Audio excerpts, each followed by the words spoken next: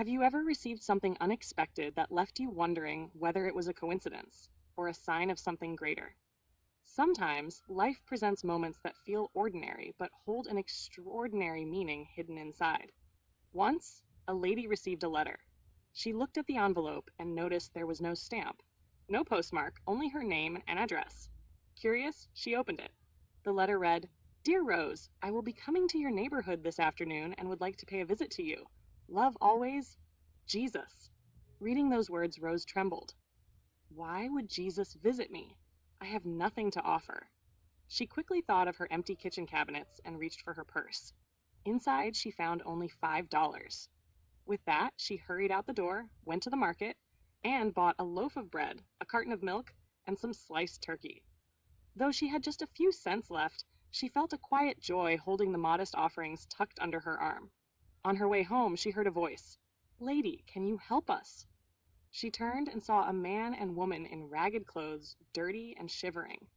The man said, "Ma'am, I ain't got a job. My wife and I have been living on the streets. It's getting cold and we've had nothing to eat. If you could help us, we'd be so grateful." Rose hesitated. "Sir, I would like to help, but I'm poor myself. All I have is some bread and turkey cuts I bought for an important guest coming tonight." The man lowered his eyes. "I understand, lady. Thank you anyway." He took his wife's hand, and they started back toward the alley. As Rose watched them leave, a sharp twinge touched her heart. "Sir, wait!" she called out. The couple stopped. Rose ran to them, handed over her grocery bag, and said, "Please, take this food. I'll figure something else out for my guest."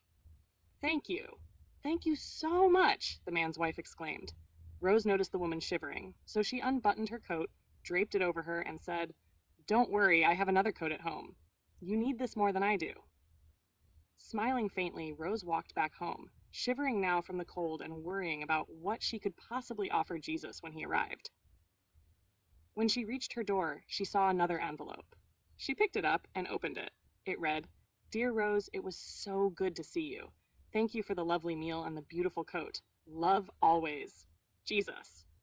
Moral, always help others. What if the moments we often dismiss as random encounters are actually divine tests in disguise? Do you think you would recognize such a visit if it came to your door?